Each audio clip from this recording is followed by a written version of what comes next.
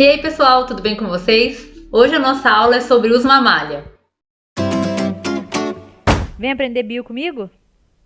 Os mamália são uma linhagem dentro de Amniota, o grupo que definitivamente conquistou o ambiente terrestre. Esse grupo, assim como os répteis, fazem parte dessa grande linhagem. Os répteis estão dentro do grupo do Sauropsida, enquanto que os mamálias estão dentro do grupo do Synapsida e representam a única linhagem sobrevivente desse grande grupo.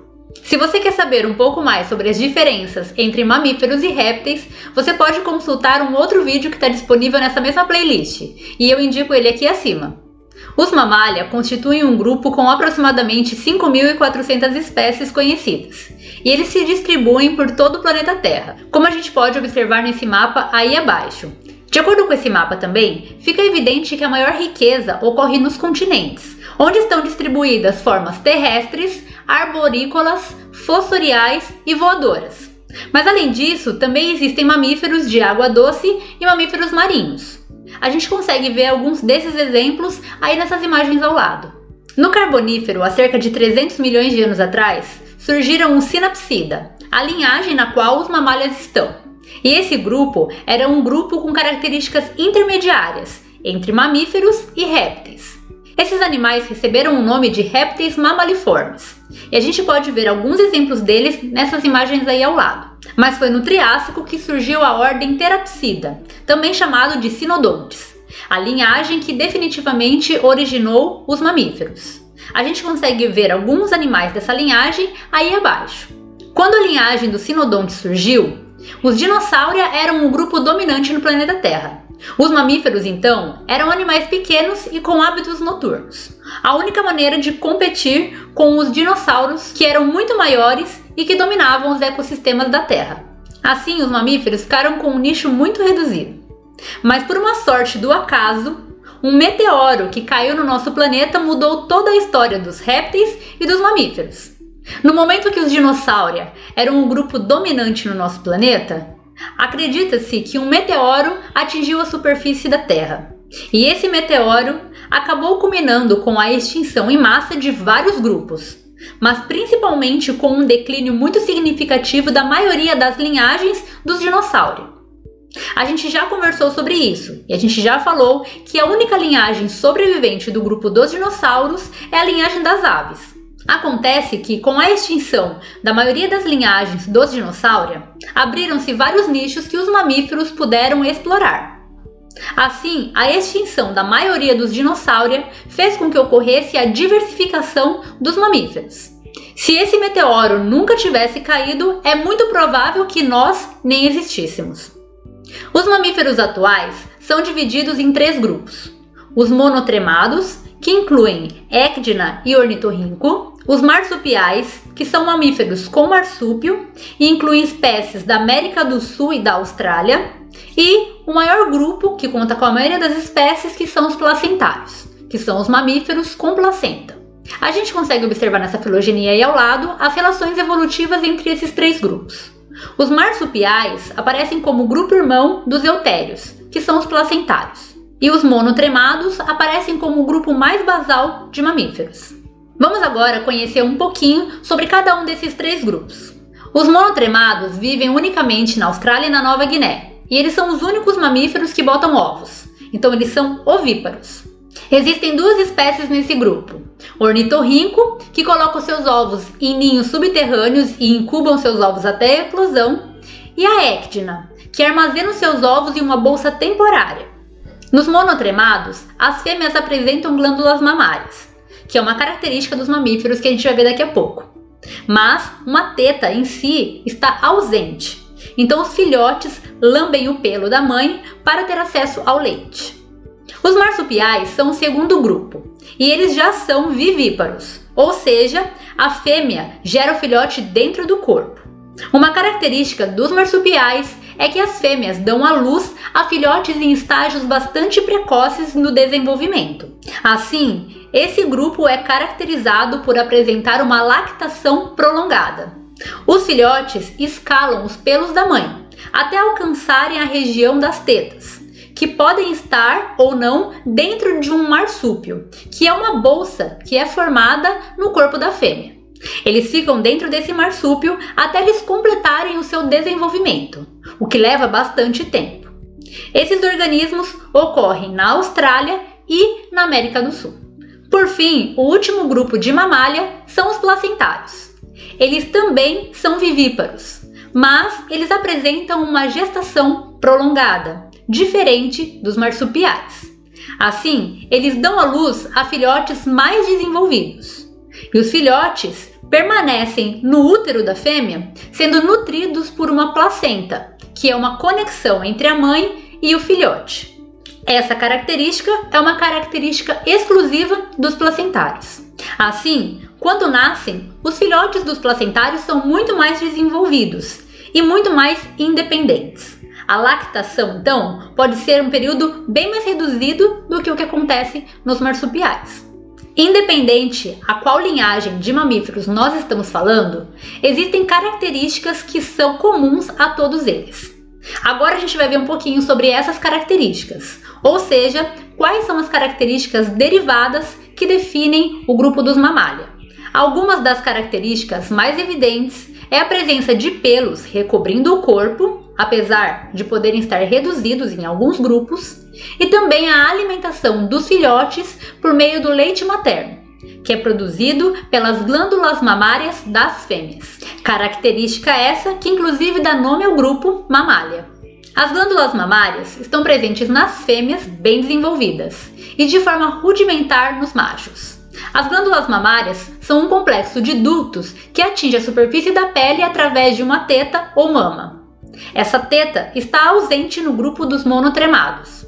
O número de tetas de uma fêmea vai variar muito dentro dos mamíferos. A maioria deles apresenta 2 tetas, mas alguns podem apresentar até 20 delas.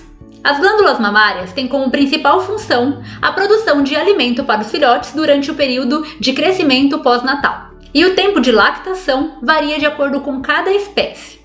O tempo de lactação é maior no caso dos marsupiais, como a gente já viu. E esse tempo de lactação propicia interações sociais bastante estreitas entre a fêmea e o filhote. E é um momento de aprendizado.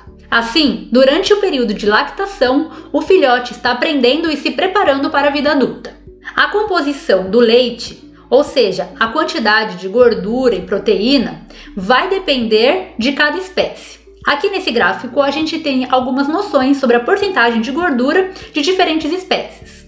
Em verde ali a gente tem o leite humano, que tem cerca de 56% de gordura. Algumas espécies podem ter até 90% de gordura, como é o que acontece com a foca, por exemplo. Esses animais dependem com que os filhotes engordem muito rápido, isso para se proteger do frio do hábitat que eles vivem. Assim, o leite de cada espécie atende às necessidades daquela espécie. Aqui ao lado a gente tem um exemplo de algumas espécies mamando, a própria foca. Mas também a gente consegue observar ali os gambás, que são marsupiais, morcegos, que são placentários, e o ser humano. Mas o que chama muita atenção são aquelas 2 imagens ali ao lado. Os filhotes dos marsupiais, como a gente pode ver ali naquela primeira imagem, nascem ainda muito pouco desenvolvidos. Olha a comparação entre o dedo de uma pessoa e o tamanho do filhote de um canguru. Abaixo a gente já tem a foto de um canguru um pouquinho maior. Um canguru que já ficou dentro do marsúpio durante um tempo se alimentando do leite materno. Esses animais completam o seu desenvolvimento então dentro do marsúpio, diferente do que acontece com os placentários, que acabam se desenvolvendo dentro do útero da fêmea. Ainda com relação à lactação, a maioria dos filhotes suga o leite. Apesar disso, como eu já falei para vocês, os monotremados não apresentam tetas e o leite vai escorrer pelas glândulas mamárias. Assim, nesse grupo, os filhotes lambem o pelo da mãe para conseguir se alimentar. A gente consegue observar aí abaixo 2 monotremados. O primeiro ali é um ornitorrinco. Então a fêmea está com os filhotes e eles lambem o pelo dela para se alimentar. E ali abaixo a gente consegue ver um filhote de ecdna, também um monotremado que lambe o leite. Algumas modificações também estão presentes em alguns grupos. É o que acontece, por exemplo, em baleias e golfinhos, que são animais marinhos. Nesses grupos, existem músculos na teta que ejetam o leite dentro da boca do filhote, para facilitar então a lactação no ambiente aquático. Os mamíferos apresentam um sistema muscular cranial único entre os vertebrados. A musculatura cranial é muito desenvolvida, o que permite com que esses animais tenham expressões faciais, que são importantes para a comunicação social, interespecífica e intraespecífica. Assim, os únicos animais que têm expressões dentre todos os vertebrados são os mamíferos. Essa musculatura também é muito importante, porque permite o fechamento da lateral da abertura bucal. Quando a gente compara então a boca de um mamífero com a boca de um réptil, seja um lagarto, um jacaré ou uma cobra, a gente vê que um mamífero tem esse fechamento lateral da boca, diferente dos répteis. Além disso, existe também uma musculatura muito desenvolvida na garganta, além da presença das bochechas e dos lábios nos mamíferos. Todas essas características estão associadas aos movimentos de lactação.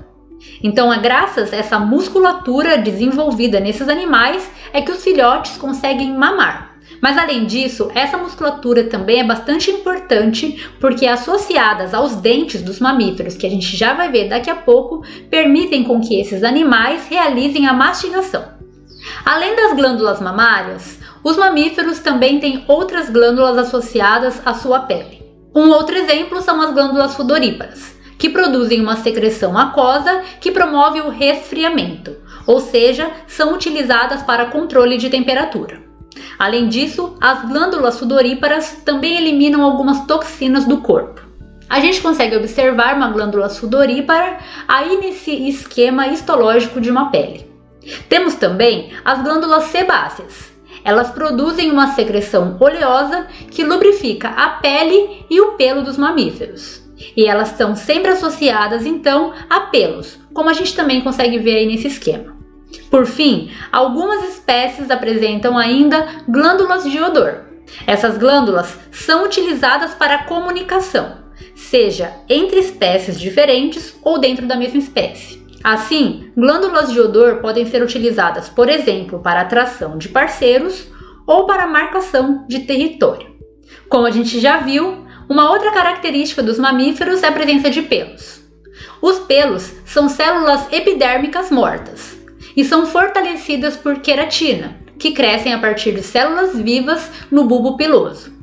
A principal função dos pelos certamente é o isolamento térmico, porque ele torna tanto a dissipação quanto a absorção de calor mais lenta, o que ajuda então os mamíferos a controlarem a sua própria temperatura, já que eles são animais endotérmicos.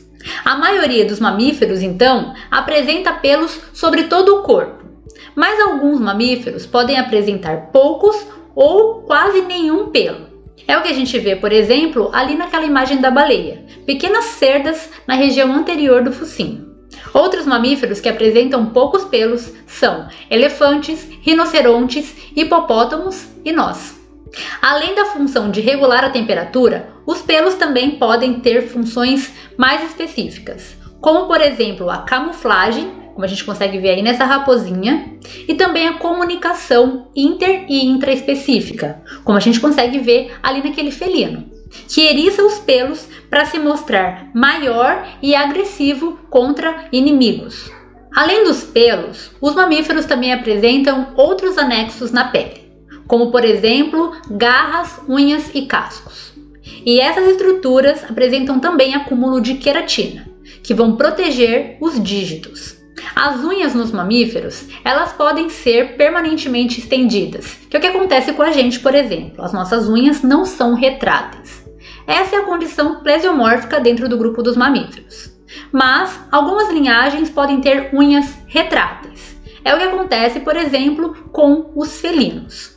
Além disso, em alguns grupos, as unhas também podem ser modificadas, que é o que acontece, por exemplo, com os ungulados.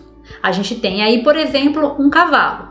É essa unha única que reveste o único dedo que esses animais apresentam bem desenvolvidos, que é o terceiro dedo, como a gente pode ver ali naquele esquema abaixo. São outros anexos da pele dos mamíferos, chifres e cornos, que são duas estruturas bem diferentes entre si. Os chifres são encontrados em machos de cervos e veados. São estruturas ramificadas e desenvolvem-se sob uma pele macia e vascularizada, chamada de veludo. E esses chifres são trocados conforme o animal vai crescendo e estão relacionados à fase reprodutiva. Quanto mais velho o animal, mais ramificações o seu chifre terá. Depois que passa a fase reprodutiva, esse chifre cai. Por outro lado, nós temos os cornos, que são encontrados tanto em fêmeas quanto em machos, do grupo dos bovídeos. Essa estrutura é não ramificada, como a gente pode ver ali naquela imagem abaixo. São estruturas permanentes, ou seja, não são trocadas ao longo da vida, e são formadas por um núcleo ósseo que é coberto por queratina. Independente da constituição, essas estruturas são estruturas de defesa, que ajudam no estabelecimento de uma estrutura social desses grupos. Além disso, também servem para apresentação sexual para conquistar parceiros e também para disputá-los. Uma outra característica dos mamíferos está relacionada ao seu esqueleto. Dentre todos os vertebrados, os mamíferos são os que apresentam o menor número de ossos, graças a perdas e fusões entre eles. Além disso, esse grupo tem um crescimento limitado ao período inicial da vida, diferente dos demais vertebrados, que passam a vida inteira crescendo. Ainda com relação ao esqueleto dos mamíferos, esses animais apresentam costelas apenas na região torácica. Além disso, as cinturas pélvica e peitoral dos mamíferos são articuladas de forma que os membros alinham-se de maneira inferior ao corpo e não nas laterais, como também acontece na maioria dos répteis. Essas duas condições juntas fazem com que os mamíferos sejam animais com movimentos mais ágeis do que os répteis. Por fim, os mamíferos ainda apresentam características diferentes também no crânio. Uma delas é a presença do pálato secundário fechado, uma característica que também aparece lá nos crocodilianos. Esse pálato secundário fechado separa as cavidades nasal e oral, tornando essas duas cavidades independentes entre si, o que permite a esses animais comerem e respirarem ao mesmo tempo. Além disso, nos mamíferos existem 3 ossos no ouvido médio: os ossos estribo, bigorna e martelo, diferente do que acontece lá nos répteis. Esses ossos do ouvido médio se originaram a partir de ossos da mandíbula. Além disso, são ainda 2 características relacionadas ao crânio dos mamíferos: a presença de uma abertura temporal no crânio e a mandíbula formada por apenas um osso, o dentário. Com relação à alimentação, os mamíferos apresentam hábitos alimentares bastante diversos, incluindo formas carnívoras, que a gente pode ver aí nas imagens ao lado, formas herbívoras, insetívoras e também onívoras, aquelas formas que se alimentam de mais de um nível trófico, como por exemplo, de produtores e de consumidores. Ainda aqui a gente pode ver uma forma filtradora, que é o caso das baleias, que filtram o alimento a partir dos seus dentes em forma de pente. O sistema digestório dos mamíferos, assim como dos outros animais, está completamente adaptado de acordo com seus hábitos alimentares. Assim, por exemplo, o estômago pode ser simples, formado por uma única câmara, ou compartimentalizado, que é o que acontece, por exemplo, com herbívoros. O estômago desses animais apresenta diferentes câmaras, que representam câmaras de fermentação. É o caso, por exemplo, dos artiodáctilos, que são os ruminantes. Animais, então, que utilizam esse estômago para poder digerir a celulose, que é um material muito difícil de ser quebrado, uma molécula muito resistente. Por isso, uma molécula com bastante energia. O intestino também desses animais é muito variável de acordo com o hábito alimentar. Animais herbívoros, em geral, apresentam um intestino muito mais longo, como a gente consegue observar ali, diferente dos carnívoros, que apresentam um intestino muito mais curto. Isso acontece por conta da digestão da celulose também. Além disso, o cecus, no caso dos herbívoros, também é muito mais desenvolvido, como a gente pode ver ali no intestino daquela lebre. É válido lembrar que o seco é o que a gente chama de apêndice.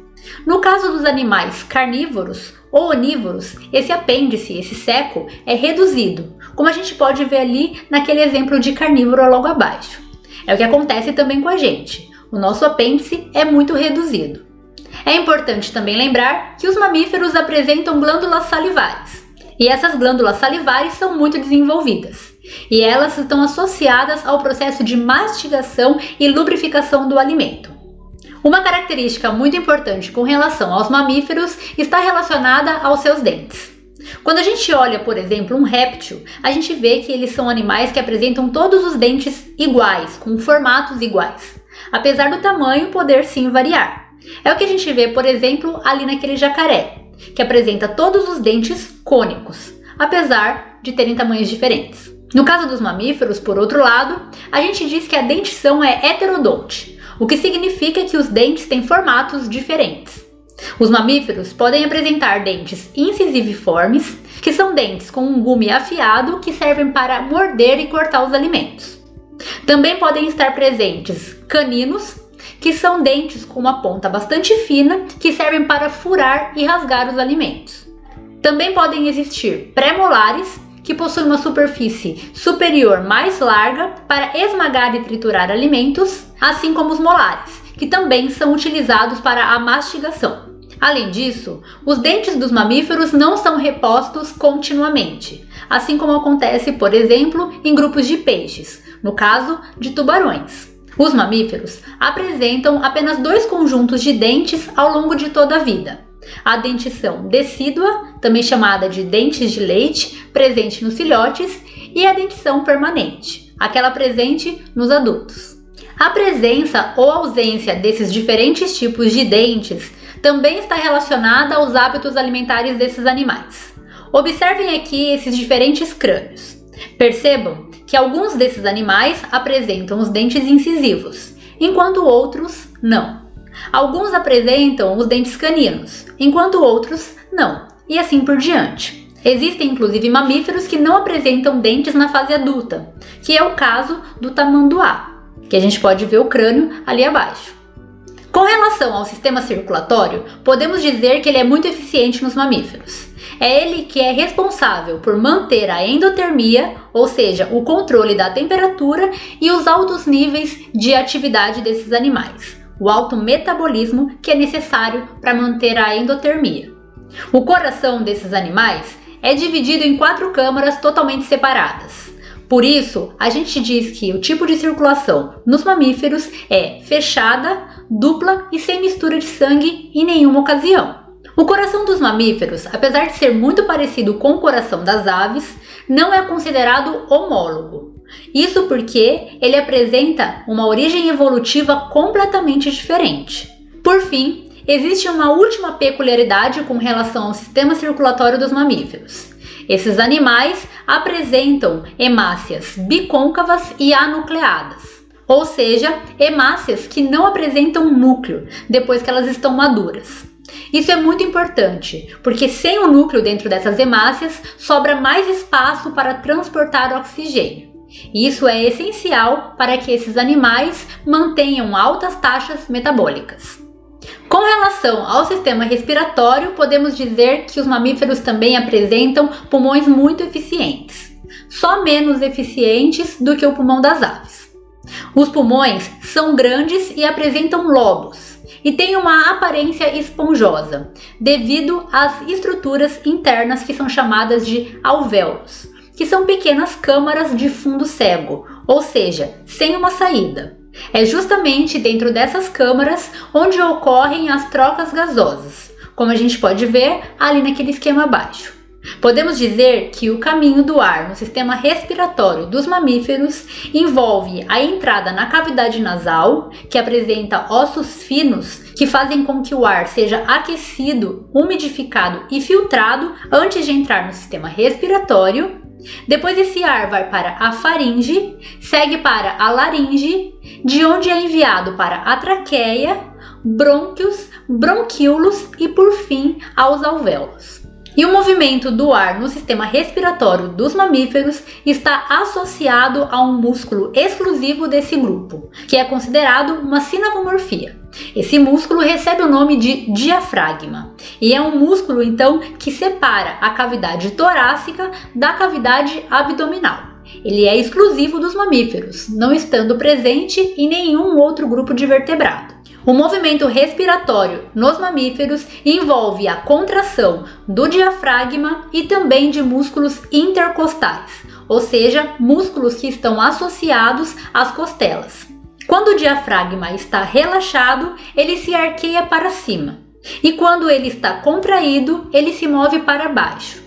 Esse movimento para baixo aumenta o volume do tórax e diminui a pressão nos pulmões, o que faz então com que o ar seja trazido para dentro deles. Resumindo então, quando o diafragma se contrai, o ar é trazido para dentro dos pulmões, e quando ele se relaxa, o ar é expulso dos pulmões, como a gente pode ver aí nesse esquema. Observe que ali nos alvéolos, conforme é apontado, é onde ocorrem as trocas gasosas. E isso acontece porque nos alvéolos existem capilares por onde chega o sangue que deve ser oxigenado. E são nesses capilares onde o oxigênio é capturado e o CO2 é liberado. Com relação ao sistema reprodutor, podemos observar que os mamíferos apresentam um pênis, que é um órgão intromitente que é característico do grupo dos Amniota. Inclusive, essa característica foi essencial para que os Amniota se tornassem independentes da água para a reprodução. O pênis, no caso dos mamíferos, então, é um órgão copulatório, e ele é erétil e é envolto por uma bainha de pele. Muitas espécies de mamíferos apresentam um osso peniano, que recebe o nome de báculo. Um exemplo de grupo que apresenta o báculo são os morcegos, como a gente pode observar aí ao lado. Além disso, os machos dos mamíferos são caracterizados por apresentar os testículos fora da cavidade abdominal. Isso foi selecionado ao longo da história evolutiva porque isso mantém os espermatozoides em uma temperatura ótima, já que esses organismos apresentam a temperatura corporal relativamente elevada. Assim, os testículos ficam fora da cavidade abdominal para garantir com que os espermatozoides sobrevivam. Esses testículos podem ser móveis ou não, ou seja, eles podem ficar permanentemente fora da cavidade abdominal ou podem, em momentos de frio, por exemplo, ser trazidos para dentro do corpo do animal. Por fim, é importante ressaltar que os machos dos mamíferos estão sempre produzindo espermatozoides, independente da época do ano, ou seja, eles são constantemente férteis. Isso é uma característica bastante importante e diferente, por exemplo, do grupo das aves. Isso acontece porque os mamíferos têm uma característica de serem animais poligâmicos. Assim, os machos fertilizam várias fêmeas independente de período reprodutivo. Por outro lado, as fêmeas apresentam períodos férteis bem definidos, e eles são marcados por cio ou estro, que são períodos específicos, nos quais as fêmeas estão férteis ou não. Os óvulos são produzidos nos ovários, que no caso dos mamíferos são em número de 2 e são ambos funcionais. Os óvulos são liberados para a tuba uterina e a fertilização ocorre nessa tuba. Os embriões, por outro lado, se desenvolvem dentro do útero, no caso dos marsupiais e dos placentários. E esse embrião é envolto por uma membrana amniótica dentro do útero, pelo menos para a maioria das espécies, com exceção apenas dos monotremados, que apresentam a produção de ovos. Acabamos de conhecer o grupo dos mamíferos. É importante ressaltar aqui que o grupo dos mamíferos não é o grupo mais evoluído de vertebrados. Essa é uma ideia bastante equivocada. Assim, é importante pensar a evolução como um processo de ramificação, como se fosse uma árvore, e não como uma escada, que se vai subindo degraus e se tornando um organismo melhor. Isso ficou muito evidente quando a gente foi observando as características dos diferentes grupos. Por exemplo, quando falamos dos condríctes, falamos que eles apresentam várias estruturas de percepção que são ausentes nos mamíferos, como por exemplo a capacidade de perceber eletricidade. Quando falamos dos anuros, por exemplo, falamos da capacidade de produzir substâncias mucosas na pele que protegem esses organismos de parasitas, como por exemplo de fungos e de bactérias.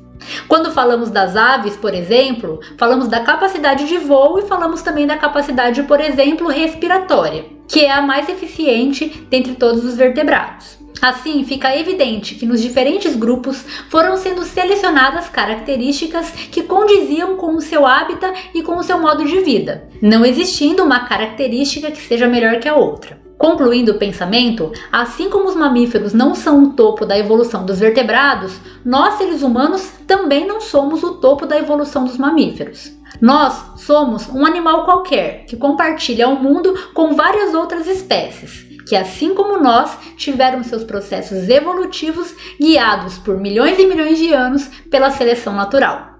Assim, espero que você tenha gostado dessa aula e até a próxima! Se você quer saber ainda mais, assista aos nossos outros vídeos e se inscreva no canal.